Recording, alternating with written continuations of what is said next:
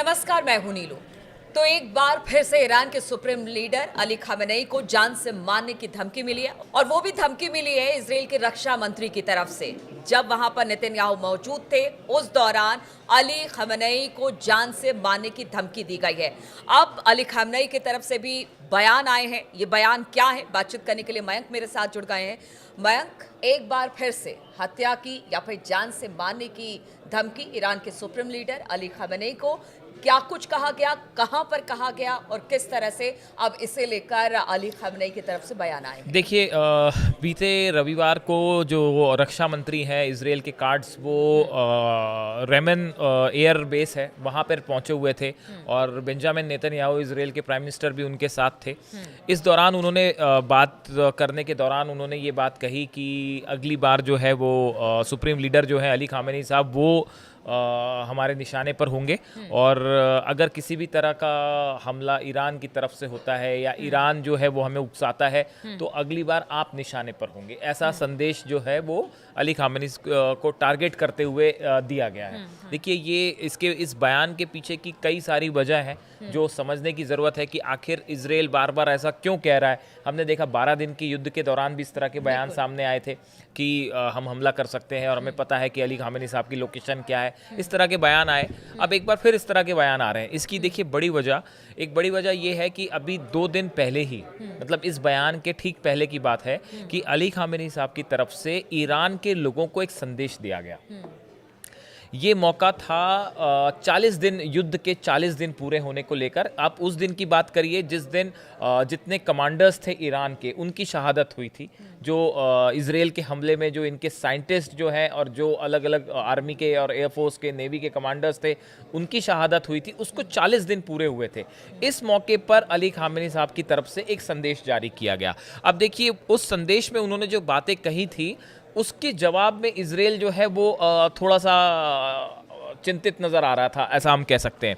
इनका जो बयान था, जो इन्होंने कहा, वो थोड़ा सा गौर करने की बात है कि इनका जो कहना था, इन्होंने कहा undoubtedly the loss of commanders such as martyr Bagheri, Salami, Rashid Hajizadeh और Shadmani and the other military personnel and scientists such as Martyr, Tehranchi, Abbasi and other scientists is a very heavy for the nation। उन्हें कहा कि हमारे जो scientist जो थे, इनकी जो शहादत हुई है ईरान के लिए एक बड़ा नुकसान था, इसमें दो मत नहीं है। उसके आगे उन्होंने कहा but the foolish and the short sightedness enemy did not achieve its goal. लेकिन उन्होंने ये कहा कि इजराइल अपने मकसद में कामयाब नहीं हो पाया।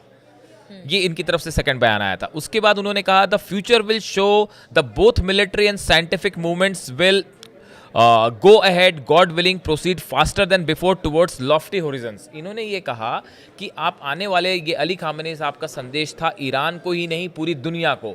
उन्होंने कहा कि आप देखेंगे कि आने वाले समय में ईरान न सिर्फ साइंस के क्षेत्र में, टेक्नोलॉजी के क्षेत्र में, स्पेस में, मिलिट्री में, ओवरऑल हर डिपार्टमेंट में ईरान अब तेजी से तरक्की करेगा और पहले के मुकाबले ज़्यादा तरक्की करेगा। देखिए, हमने अपने पिछले वीडियोस में आपको ये बताने की कोशिश की कि इस 12 दिनों के युद्ध के बाद कैसे हर क्षेत्र में जो है वो तेजी से ईरान जो है वो आगे बढ़ रहा है, चाहे वो स्पेस प्रोग्राम हो, चाहे मिलिट्री हो, चाहे मिसाइल हो, चाहे हथियार जुटाना हो, एयर डिफेंस हो, हर क्षेत्र में ईरान तेजी से तरक्की कर रहा है। और यही बात अगर अली खामेनेई साहब की बात की जाए, उन्होंने पहले ही कहा था कि देखिए, ये हम मान के चलते कि हमारे बहुत सारे वैज्ञानिक हो या हमारे सोल्जर्स हो मारे गए हैं, लेकिन हम किसी तरह से पीछे झुकने को तैयार नहीं है और खासतौर परमाणु कार्यक्रम को लेकर उन्होंने कहा कि किसी तरह का कोई समझौता नहीं होगा। देखिए, और विकास के रास्ते पर ईरान आगे बढ़ेगा। एग्जैक्टली। और इसी बयान का जो अगला हिस्सा है, पहली बात तो देखिए, इन्होंने बताया कि ईरान जो है वो अब आगे तेजी से बढ़ेगा, हम बिल्कुल नहीं रुकेंगे। ये एक बड़ी स्ट्रैटेजी के रूप में भी देखा जा रहा है ईरान की। अब दूसरा आप देखिए, उन्होंने कहा कि our martyrs themselves had chosen a path in which the possibility of attaining the high rank of martyrdom was not unlikely. इन्होंने कहा कि भाई जो हमारे जो शहीद हुए हैं, जितने हमारे बड़े कमांडर्स शहीद हुए, ये इन्होंने खुद ने ये रास्ता चुना था ईरान के लिए, ईरान को आगे बढ़ाने के लिए। और वो शुरू से जानते थे कि इसमें वो शहीद भी हो सकते हैं, लेकिन उसके बाद भी वो पीछे नहीं हटे और लगातार वो अपने दुश्मन से मुकाबला करते रहे। उन्हें अंजाम की कोई परवाह नहीं थी। तो ये और यही इसीलिए कहा गया कि शहादत हुई है तो उसको बेजा नहीं जाने देंगे या उसको जाया नहीं जाने देंगे। उसको लेकर हम आगे लगातार बढ़ेंगे, क्योंकि यही सच्ची श्रद्धांजलि होगी उनके प्रति हमारी। इन्होंने आगे देखिए ये भी कहा कि may it be sweet for them, मतलब उन्होंने उनको एक प्रकार से विश किया कि वो जहाँ भी हैं वो जो है खुश रहें, इस तरह की बात उन्होंने एक इमोशनल संदेश दिया।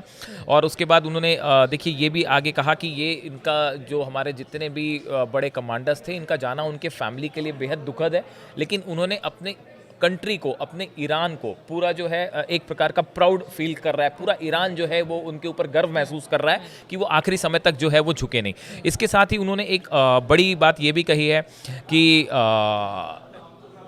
किसी भी तरह से, किसी भी दबाव में, ये बात हम शुरू से कह रहे हैं, एक बार फिर उन्होंने ये बात दोहराई है कि किसी भी फील्ड में, किसी भी दबाव में आके ईरान कोई कदम नहीं उठाएगा, चाहे वो अमेरिका की तरफ से दबाव हो, चाहे इजराइल की तरफ से। की कोशिश रक्षा मंत्री की तरफ से इजराइल और की गई बिल्कुल। और इसके साथ ही एक बड़ा बयान उनकी तरफ से ये भी आया, उन्होंने हर ईरान के नागरिक को 7 ड्यूटीज कह लें आपको 7 जिम्मेदारी दी है कि आप इसे पूरा करें। ये बड़ा इंटरेस्टिंग है। उन्होंने कहा है कि आप नेशनल यूनिटी को मेंटेन करें, आप जो है साइंस और टेक्नोलॉजी को तेजी से आगे बढ़ाने की कोशिश करें, आप ईरान की जो डिग्निटी है, जो सम्मान है, उसको बरकरार रखने की कोशिश करें, जो डिफेंस कैपेबिलिटी है, रक्षा का क्षेत्र है, यहाँ पे ईरान को मजबूत करने की कोशिश करें, और गवर्नमेंट सरकार की जो इफिशियंसी है आप उसको बढ़ाएं, उसको मदद करें।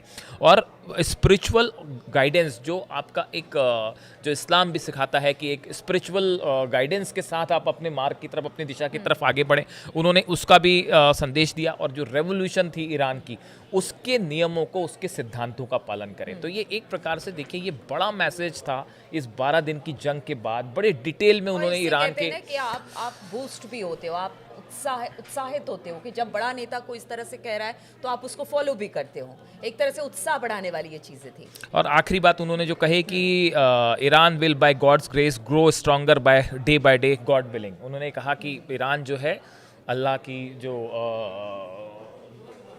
एक प्रकार से उसकी बरकत हो और ईरान तेजी से आगे बढ़े, और मैं ऐसी प्रार्थना करता हूँ, कामना करता हूँ। तो ये इनका जो संदेश है ये पूरे ईरान में बहुत तेजी से वायरल हुआ, और बताया जा रहा है कि इनके इस बयान के बाद इजराइल की तरफ से बयान आया। बिल्कुल। तो ईरान के सुप्रीम लीडर अली खामनेई ने जो बातें कही हैं उसको लेकर अब देखिए इजराइल की तरफ से भले हत्या की धमकी दी जा रही हो, लेकिन अली खामनेई का कहना है और ईरान वासियों का कहना है कि वो किसी तरह से धमकी को बहुत सीरियसली नहीं लेते हैं। वो लगातार ईरान की तरक्की के बारे में सोचते हैं, और खास तौर पर परमाणु कार्यक्रम को लेकर जिस तरह से चौतरफा दबाव है उसको भी वो झेलने को तैयार नहीं है। चलिए, किसी के साथ इस चर्चा में बस इतना ही। आप लोगों का हमारे साथ जुड़ने के लिए बहुत बहुत शुक्रिया।